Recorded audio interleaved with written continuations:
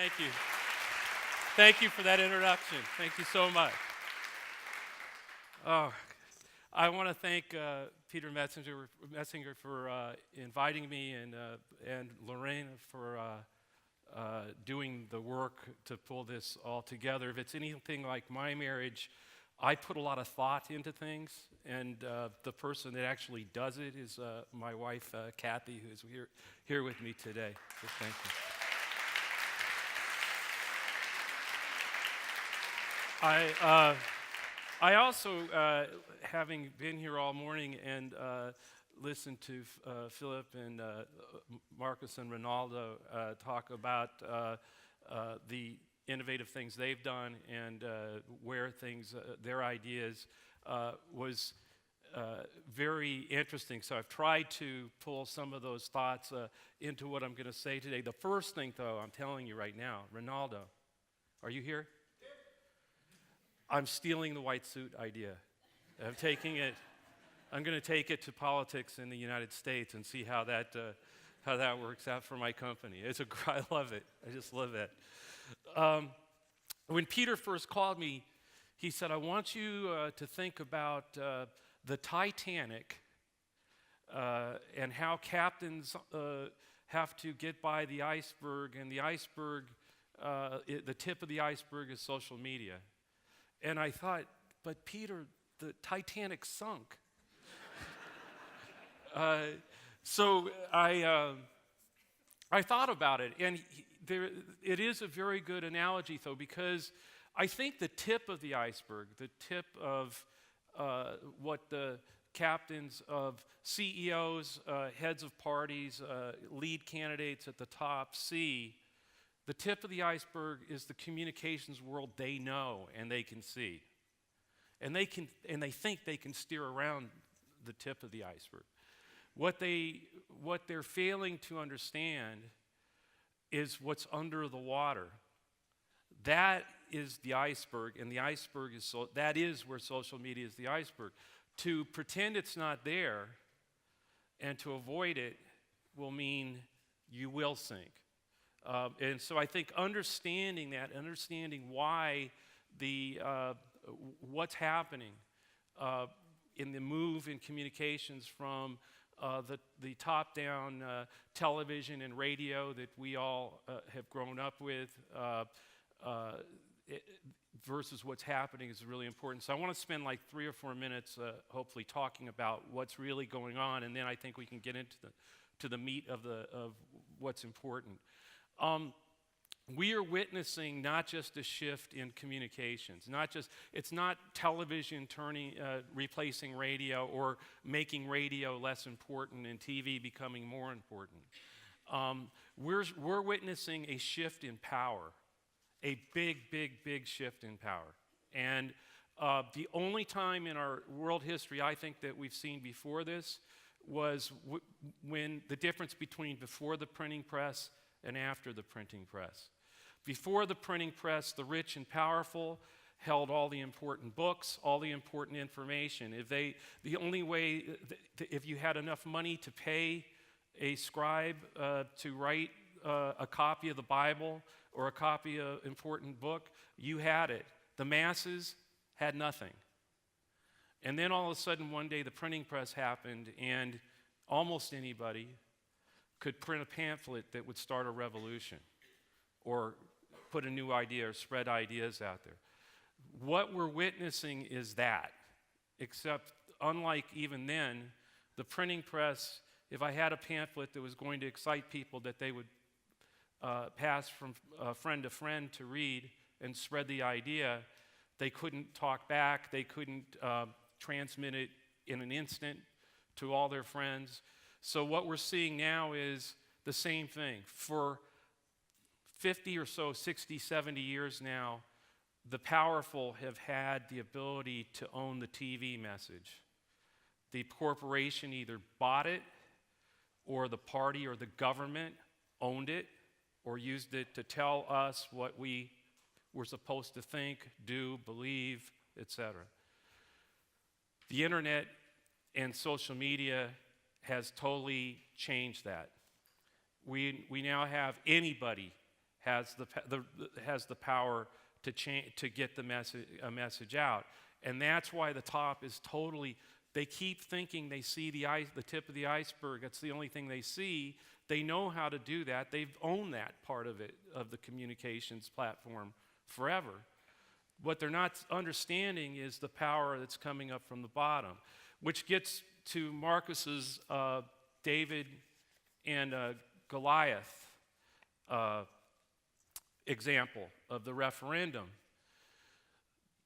What's a conservative blogger in the United States by the name of Glenn Reynolds wrote a book. The book, I must caution, is not as good as mine, but it's a very good book, and it was, and it's called. He wrote it right after the Dean campaign in 2004, 2005, I believe. It's called The Army of Davids, and what he posited was that the world, all of us in communications, had grown up learning that the best thing is to build Goliath, right? You want to build the biggest company, the biggest party, the strongest company, the strongest party, the candidate getting the biggest amount of votes. We want to be Goliath. But what he was saying is that the internet and social media was creating a world in which the armies of Davids were starting to rise up against manipulation, against the manipulation of top-down message, of telling people what they had to do, when they had to do it, how they wanted to believe, that this was what was going on. The armies of Davids were being formed. Well, I read that book and I thought, he's right. It's Goliath, armies of Davids. I don't want to keep building Goliath anymore because the armies want to go kill the Goliaths that are manipulating them. By the way, we're seeing this now all over the world. I mean, that's what happened, a lot of what happened with the Arab Spring. And so, what do you want to do? And I think this is the fundamental thing that every single person in communications today, whether for a company or for a party or a candidate, must understand. You no longer want to build Goliath. You want to hand the slingshots to the armies of Davids. You want to give the army of Davids the tools to spread your message, to be your ambassador, to carry the cause against an issue. Goliath can be the opposition. It can be a competing company. It can be a powerful issue that must be solved. But that is what's happening. We are moving away from Goliaths having all the power to communicate, and now any person out there can with a photo, beat a news agency to the story, or spread the message of a campaign, or move further and further out for a candidate and a cause and talk to their friends, their neighbors, their coworkers. Now, to illustrate this, there's two things I would say. The first example of a company to do this is Apple, right? Apple, remember, there was a time when all of us had to buy the entire album of music to buy the one song that did not suck on the album. Right? We only liked one song, but you had to buy all the other stuff, the crummy stuff, to get it. A bunch of young people, many of them breaking the law, started to share only the one song. The entire recording industry said, no, we're Goliath. You can't do that. You will buy the entire... We decide how you buy music. We're Goliath. We are telling you from the top what you will do. The court system even went into work to protect Goliath, but people kept doing it. It starts to spread. The army of Davids was spreading music and saying, no, we're going to do it different. One company in the world, by this time, by the way, Apple was on its knees. Apple as a company was dead. Dead. And they decide that they are going to hand out the slingshots. We're going to give you iTunes. We're going to give you iPods. And then it kept going, right?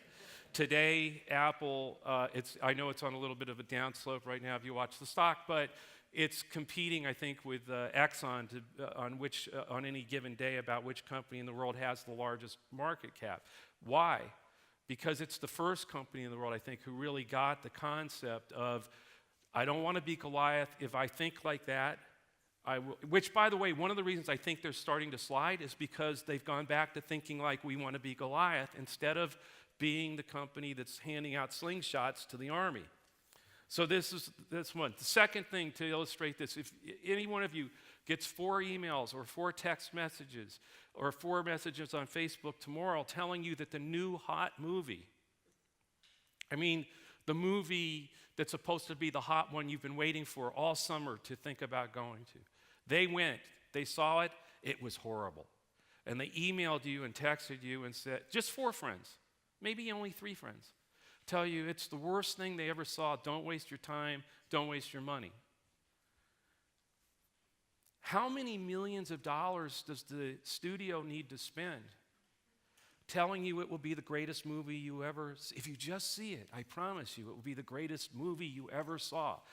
Millions of dollars on posters, millions of dollars on advertising telling you that.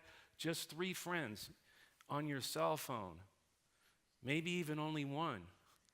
Are you going? It no longer matters how many millions that the TV studio spends telling you it's great. You're not going anymore. That's why, so you have these 2 things. You have Goliath and you have David's or Davidas. I don't want to be accused of leaving women out here, but that's the analogy. But you have those 2 things, and at the same time, what Goliath spends money telling you doesn't matter as much as 3 or 4 of the Davids or your friends. And so that is changing. That is the mistake. That and this is where I want to get to Philip's, the key, I think, question when Philip was talking at the end, but give us examples of things that happen outside of America because cultures are different. No, they are different. That is not changing anywhere. The bottom is becoming more and more and more powerful every day. The top is losing more and more power every day. If we are working for a corporation or a party or a candidate, we have to change our thinking. What friends say, it's more important for Barack Obama to have 4 friends tell you his speech is really good on the environment than to have him send you an email and say, read my speech, it was really good. It doesn't, even we like him. That's what I am an Obama supporter. It's much more important. Him saying that, I get the email from him telling me that, it's like, okay, they're selling me, even if I get it from the campaign. If I get the campaign's email forwarded to me from my friend saying, hey, I really think you need to read this, that has a much more power, which is another thing I think, again, same thing with the company. They get an email from the company, it's even worse. As soon as they see it's from the company. On the other hand, if you've converted people who believe in your company, who believe in your product, and you have access to communicate with them, and you give them good content, whether it's a good video, a good email, something interesting, if then those believers in your product send that on to me, their friend, and they send it on saying, hey, you really should look at this. I was thinking of you. This might work for you. I'm much more likely to actually go investigate, think about it, and do something. So these are the kinds of things that are changing this big, huge shift that's happening. There was no culture in the United States in 2003 of people giving small amounts of money to a presidential campaign. There was no culture of that. The culture was, Bill Clinton set the record for raising money for President of the United States. He did not set it in 1992 when he ran for president against George Herbert Walker Bush. He set it unsurprisingly, in 1996 when he was running for re-election. Now, why would people give him all that money? Oh, he was the president. He could do things. I hope this doesn't stream because he hates it when I say this, but they also had people, told people, look, if you raise $100,000, you know, there's no one sleeping in the Lincoln bedroom in the White House tonight, so you can raise $100,000. Maybe you could be the guest sleeping in the Lincoln bedroom in the White House. It did not make me run out to raise him $100,000, but very many people did go raise him $100,000. Well, that's how it worked. It worked that way throughout history in the United States until 2003. In 2003, the campaign, the Howard Dean campaign that I ran, we had 431 people who supported us in the country on an email list. That's it. 431 people, no one heard of us. The TV was talking every day about the other candidate, John Kerry, John Edwards, Dick Gephardt, the other big candidates for president. We had about $90,000 in the bank. So we wrote a simple email. And we told everybody the truth. There's only 431 of you who support us in the entire country. We don't want your money. We don't even want you to go door to door or any of those things. We want you to talk to one family member, one coworker, or one friend, a neighbor across the fence, somebody at the water cooler at work. Tell them why you're supporting us and why you think they should come to our website, look at our information, and think about supporting Howard Dean. That was it. The other campaigns were running TV. I am great. We're just asking friends to talk to their friends. Within a couple of weeks, we were at 1,000. A few weeks later, we were at 10,000 people. About 3 months later, we were at 159,000 people. And then we did this crazy thing. We sent an email out asking everybody to close their eyes. And we know that you think if you sent us $25, it would be a waste against all this crazy politics. You're right. Your $25 would be a tremendous waste. If you think like that, do not send it. So, but if everybody closes their eyes and believes that everybody else of the 159,000 are going to send the $25, if we all do it, you will shock American politics forever. So that week, more money, they did it. People everywhere from all over the country started to do it. And that at the end of that week, 7 days later, we had broken Bill Clinton's record as a presidential candidate for raising the most money in a quarter in a presidential campaign. Now, so that's why I say there's no culture of doing that in Switzerland or in Austria or in Germany or in the UK. Well, there wasn't one in the United States either.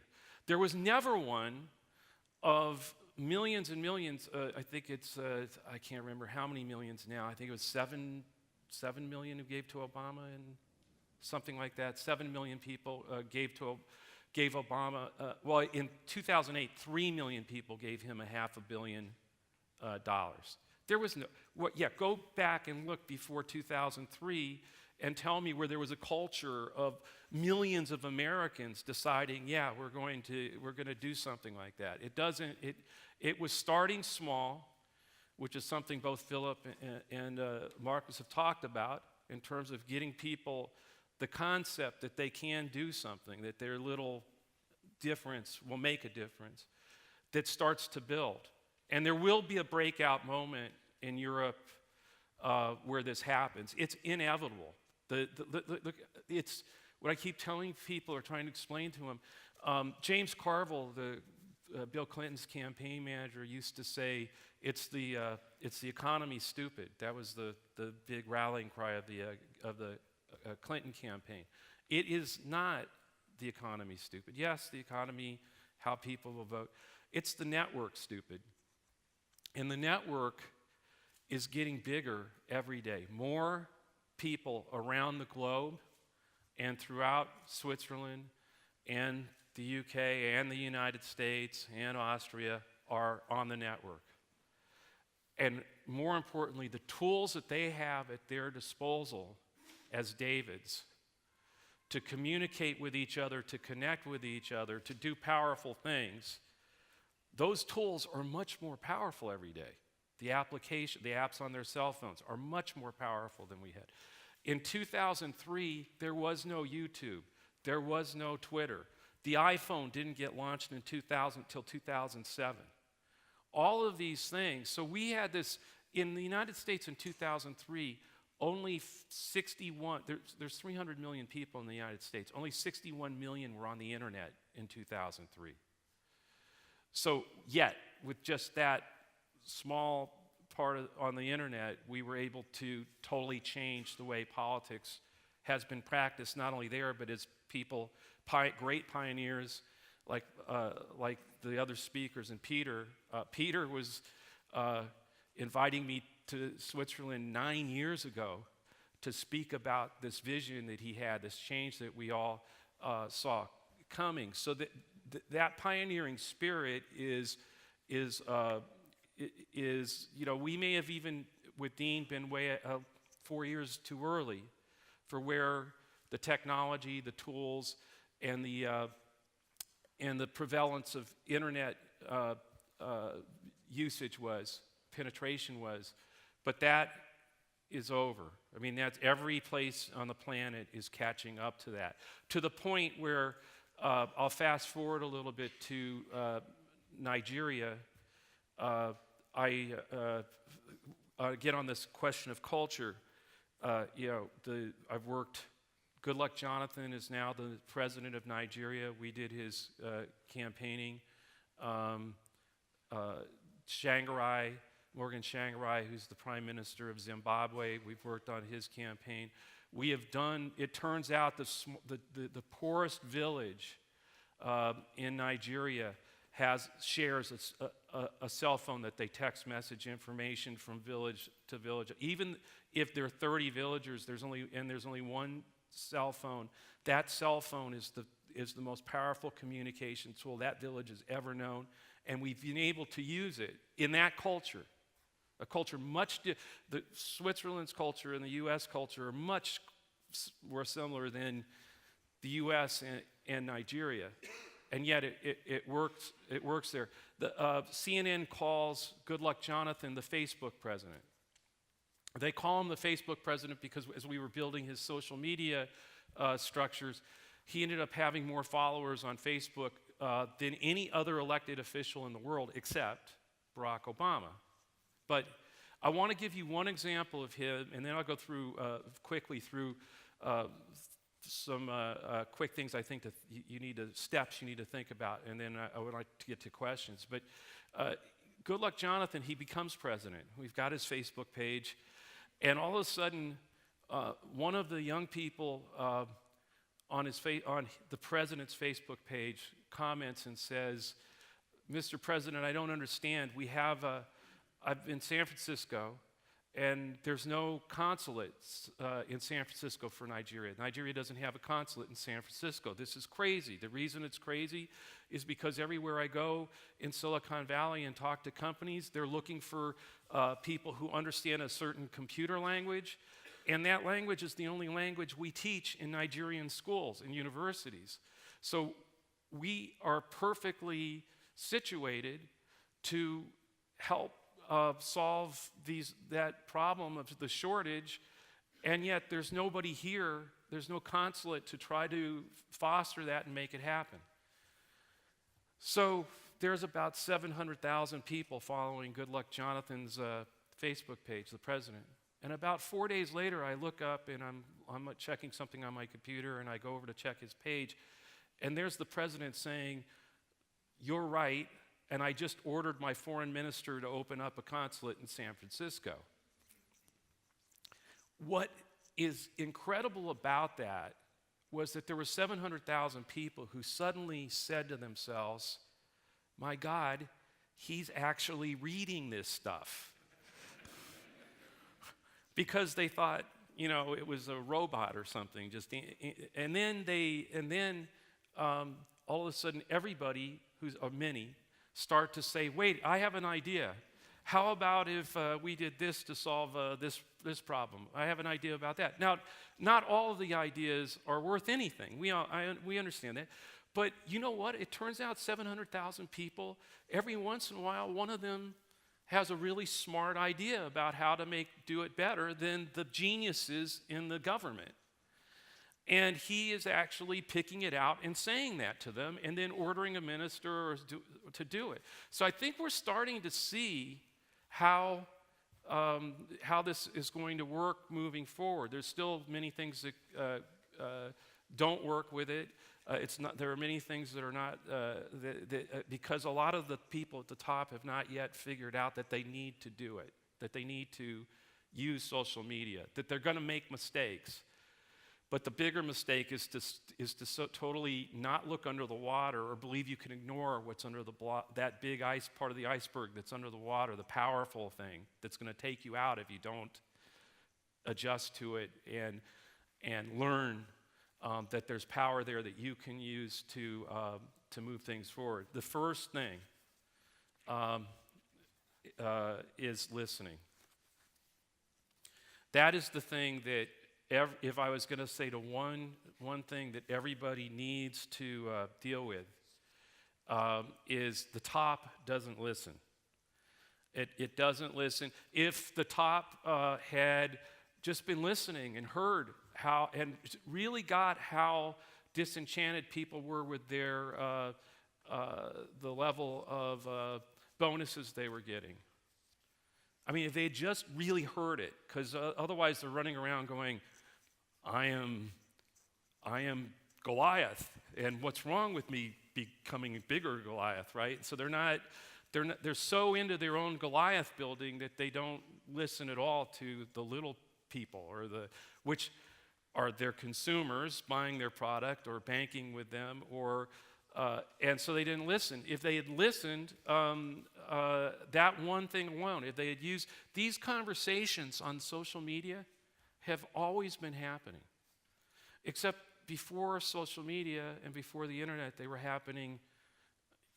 Gossip at the water cooler at work, or talking to the neighbor. Gosh, these guys, they're paying themselves way too much. I'm very angry. They couldn't hear it back then. Right now, they can listen in on everything. I mean, they can see the conversation happening in social media and can hear it. And if they hear it and start to say, wait, and lead, okay, this isn't working. How are we going to change the way we do our pay packages, et cetera? And yes, if you don't, you're the recording industry, right? You didn't listen, you didn't do anything about it, you did not lead, you ignored the iceberg under the water, and guess what will happen? A referendum with lots of people. It doesn't mean every referendum will win. I'm not saying that. I'm just saying, but that's what starts to happen. The problem becomes bigger, and you start to have problems. I'm sorry, I'm trying to find my one card here that I really need to have right now.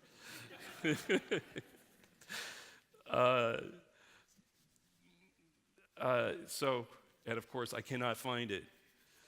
Give me 1 second. Yes, listen. Okay, I'll just go. It'd be better. Maybe it'll come up in questions. But pioneers learn from mistakes. Everybody right now in social media is a pioneer. Let me give you another example. Right now, today, talk about how this is all going to change, just real quick. Right now, everybody in the United States was ecstatic in 2008. Why? Because 3 million people gave Barack Obama $500 million. And that was a miracle because it said the big guys don't have the money, don't control everything the way they used to. We're going to have change. Are you kidding me? America is 330 million people. Everybody's, wow, because 3 million, less than 1% of the country gave him or participated. That's all it was. So it shows you how a small number of people, and getting back, I think it was Philip who talked about 10 to 15% can become active. So if you start looking at 3 million, less than 1%, and the window that Philip's talking about of 10 to 15% of your company's consumers or the parties or the countries could be activated, we're only seeing the Obama campaign that everybody thinks was amazing. It made my campaign look like a joke. Is going to be a joke. Watch it. And it may be someone in Europe who makes it a joke eventually. Which gets us to the other thing is, when you look at all the problems that we face, whether you agree about global warming or not, whether you agree about, but more and more the problems that we face are global. And it's going to take global citizens connecting and agreeing, and joining on, I think, on websites and things to take the kind of actions that Philip was talking about on energy, et cetera. I mean, if we start to multiply that out on a global network, not only here, but in other, across the world, this is going to have a big impact. And again, spreading your brand moving forward. The last couple things. Tools are important. The tools that are out there, I think, the tools that were built for Obama cost today ridiculous amounts of money because they've been sort of commoditized, and there are about 4 or 5 different very good companies and probably many more here in Europe that can replicate those kind of tools. It's not the tools. The tools are pretty easy to get these days. It's changing your thought process, moving from Goliath to David. How do we empower them? Don't try to control them. It's empower them. And having that kind of strategic change in your thinking is the single most important thing that you can do in building a campaign. Never stand still anymore. Technology, applications, everything is changing every minute. Like I said, we didn't have YouTube, we didn't have Twitter, we didn't have Facebook. Facebook was on one college campus. YouTube happened. That Will I Am video of the Obama speech couldn't have happened in 2004. It was not possible. As we move forward, there are things that are going to be happening that people in the room may be inventing as we speak that change the way campaigns happen. And the last thing I'd say is because the top spent so much time with manipulative communications tools like television, stop manipulating. You've got to. It's a tough habit to break, but social networks and demand authenticity and hate manipulation. And one of the things that causes the top to fail when it gets into these fights is it continues manipulating. Actually, it decides, well, we need to manipulate even more. So they turn up the manipulation and get overwhelmed by the uprising. So those are my thoughts to leave you with. In the manipulation, start empowering the bottom. Make them evangelists for your product or your company or your party. And I look forward to seeing amazing things that I think will happen here and throughout Europe in the near future as this culture problem, which I don't really think exists, starts to move forward. Thank you very much.